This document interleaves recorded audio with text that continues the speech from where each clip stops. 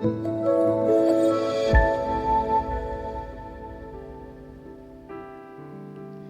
sidang jemaat yang dikasihi Tuhan, salam sejahtera bagi kita semua.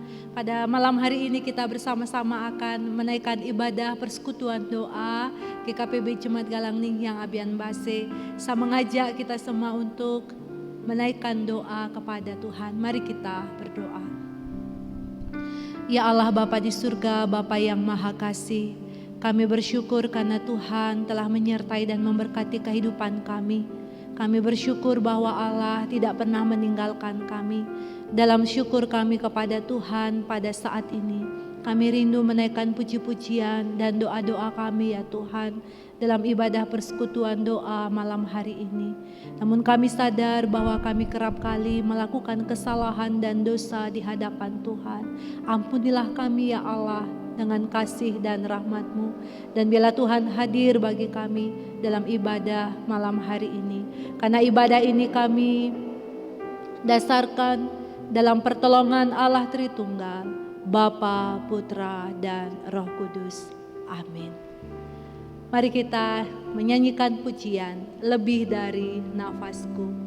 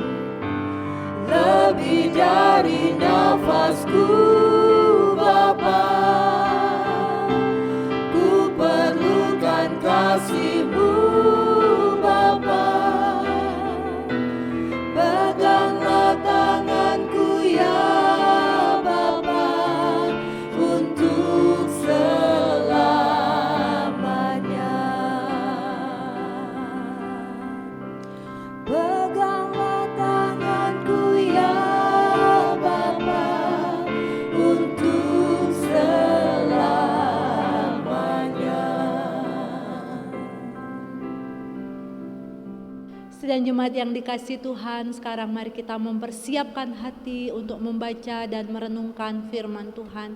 Mari kita berdoa kepada Tuhan. Ya Allah Bapa di surga, Bapa yang Maha Kuasa, pada saat ini kami semua anak-anak-Mu rindu untuk membaca dan merenungkan firman-Mu. Sebab firman-Mu lah pelita dalam kehidupan kami, yang akan menerangi jalan-jalan kami, sehingga kami berjalan sesuai dengan maksud Tuhan, dengan kehendak Tuhan di tengah-tengah dunia ini. Kami mohon kuasa Roh Kudus yang akan memampukan kami untuk dapat mengerti firman-Mu.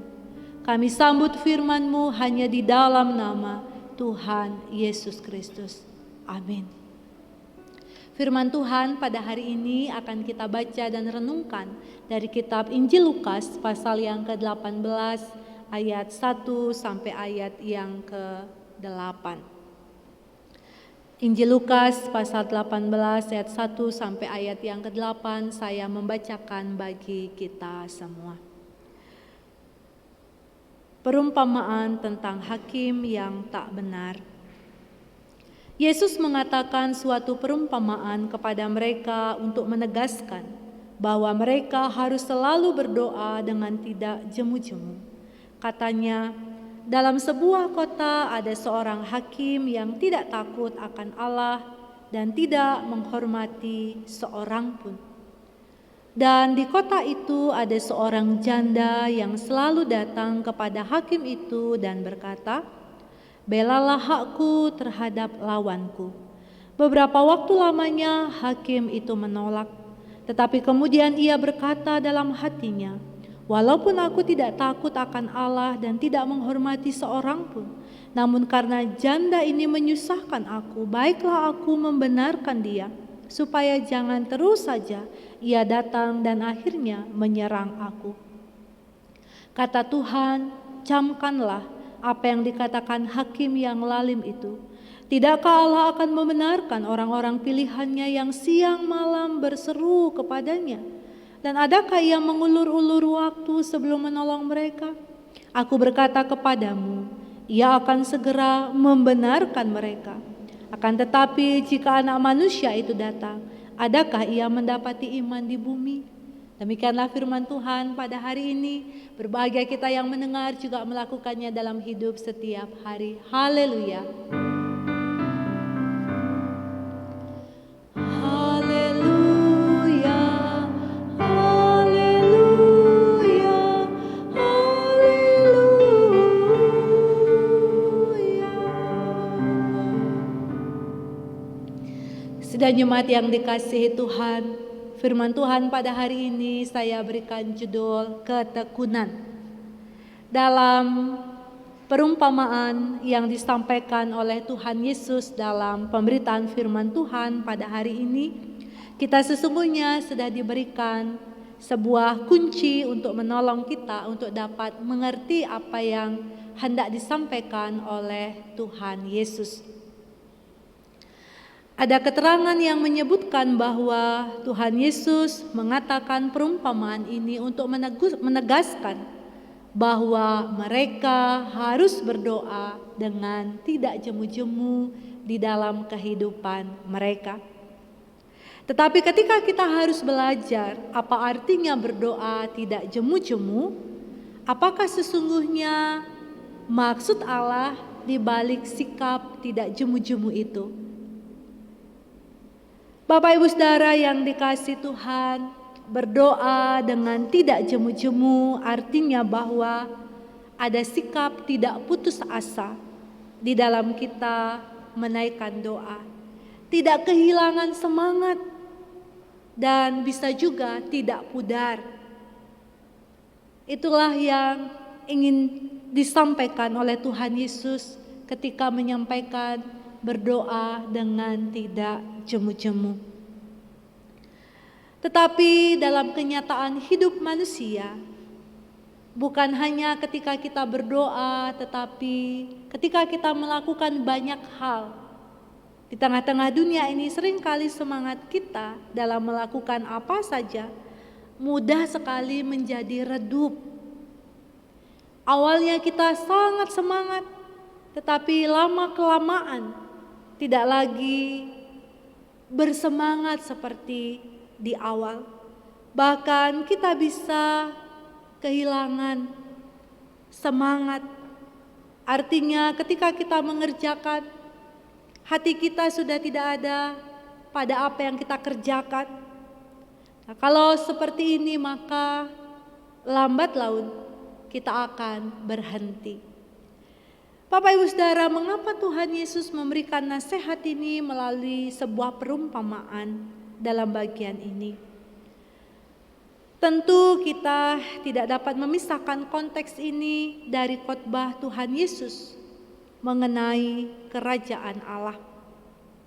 Tuhan Yesus menyampaikan akan kedatangan kerajaan Allah. Dan di dalam kedatangan kerajaan Allah tentu akan ada penantian. Dan penantian ini pasti akan cukup panjang.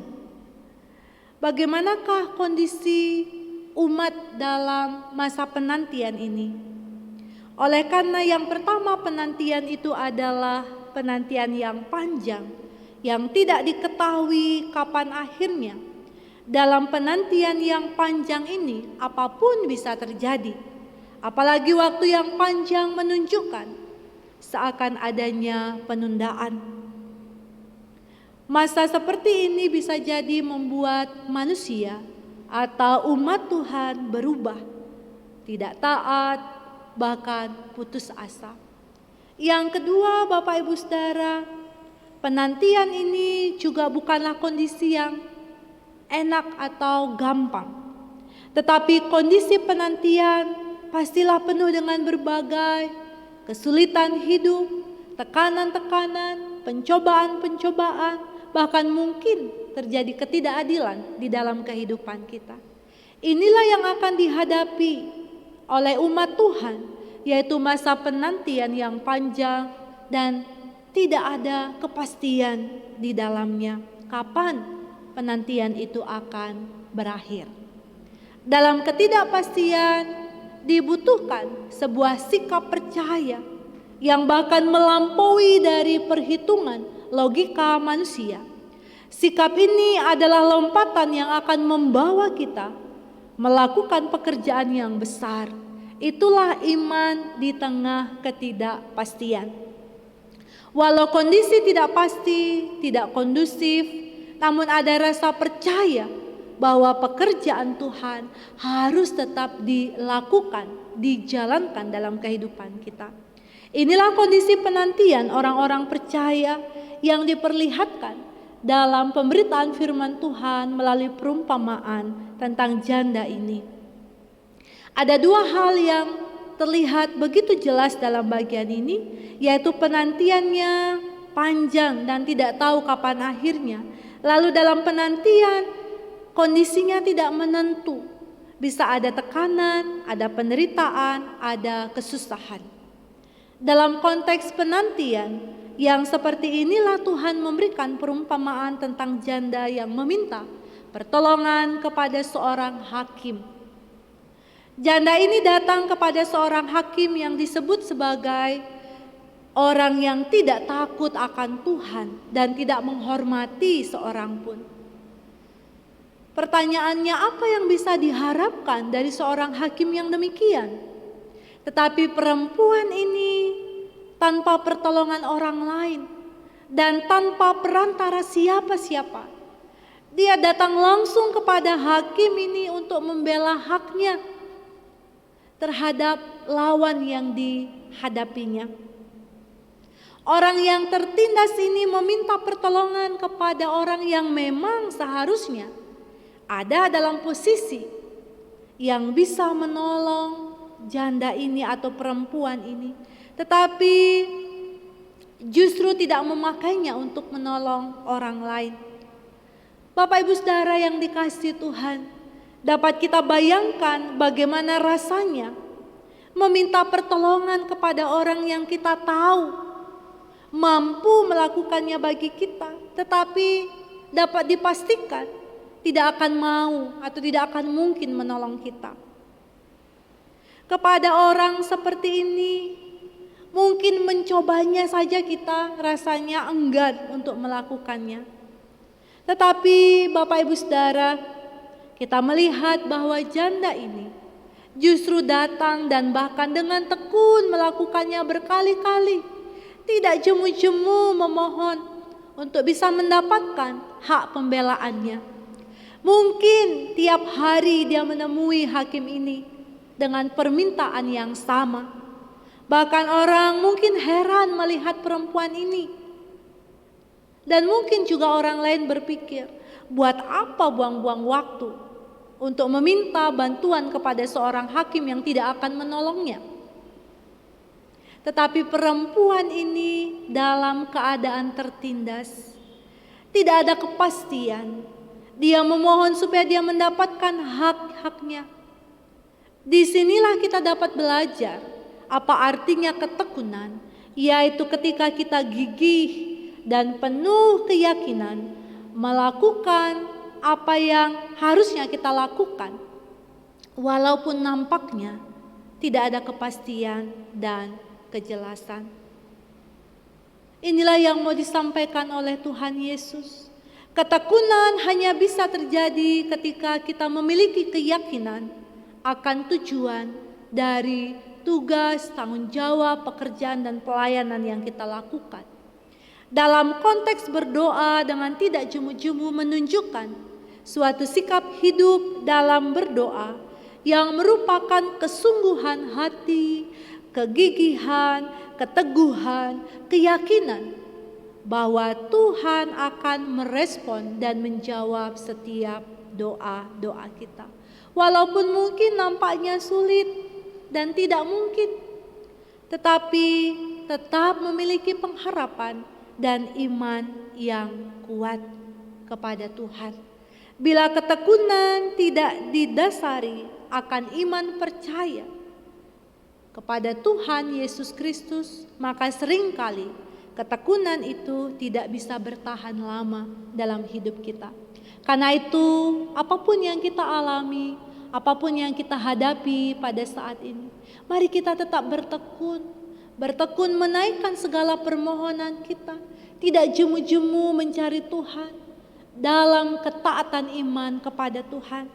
Jika hal itu sudah kita lakukan di dalam kehidupan kita, seperti yang Tuhan Yesus katakan dalam ayat yang ke-7 sampai ayat yang ke-8. Tidakkah Allah akan membenarkan orang-orang pilihannya yang siang malam berseru kepadanya? Dan adakah ia mengulur-ngulur waktu sebelum menolong mereka? Aku berkata kepadamu, ia akan segera membenarkan mereka. Akan tetapi jika Anak Manusia itu datang, adakah ia mendapati iman di bumi? Demikian Tuhan Yesus meneguhkan kita melalui firman-Nya untuk selalu bertekun, untuk tidak jemu-jemu menaikkan doa dalam iman kepadanya. Sebab disitulah kita akan mendapatkan pertolongan kita untuk setiap kesusahan, untuk setiap pergumulan, bahkan mungkin ketidakadilan yang kita alami. Disitulah kita akan menerima kasih dan berkat Tuhan dalam ketekunan yang dibarengi iman kepada Tuhan Yesus Kristus. Tuhan memberkati kita semua. Amin. Bapak Ibu Saudara yang dikasihi Tuhan, mari kita berdoa. Bapa di surga, Bapa yang Maha Kasih, kami bersyukur atas firman-Mu.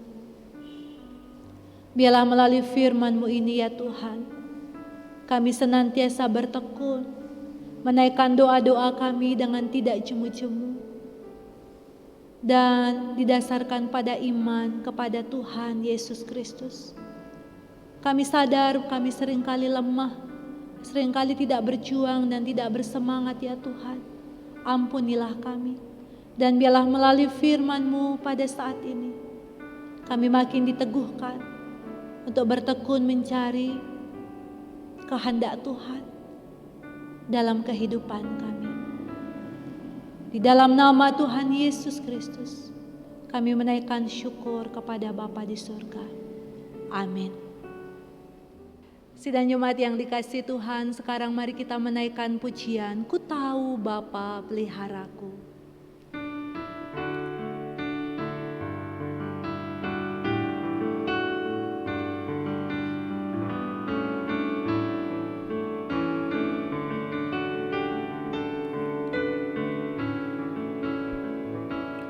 Ku tahu Bapa peliharaku, Dia baik, Dia baik.